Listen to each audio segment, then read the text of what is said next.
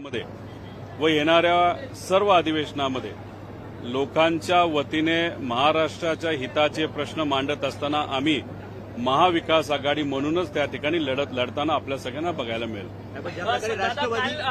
लोणी खापकर या संपूर्ण गावामध्ये कडकडीत बंद पाहायला मिळाला. बारामतीमध्ये देखील आज अनेक गावांमध्ये चर्चा होते की अजित पवारांचा मृत्यू हा अपघाती आहे की घातपात आहे. या सगळ्या संदर्भात सातत्याने प्रश्नचिन्ह तुम्ही देखील उपस्थित करतायत. 2-3 पत्रकार परिषदा तुम्ही मुंबई दिल्लीमध्ये घेतलात.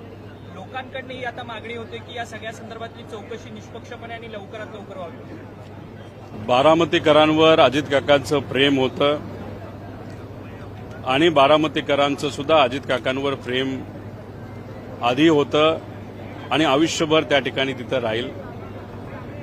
बारामतीकरांची जशी इच्छा आहे तशी अख्ख्या महाराष्ट्रातल्या सामान्य नागरिकांची इच्छा आहे की अजितदादांच्या ऍक्सिडेंटबद्दल नाही तर घातपातबद्दल प्रॉपर एन्क्वायरी होणं महत्वाचं आहे आणि ती एन्क्वायरी करत असताना पारदर्शक पद्धतीने व्हावी अशी इच्छा संबंध महाराष्ट्राची तिथं आहे.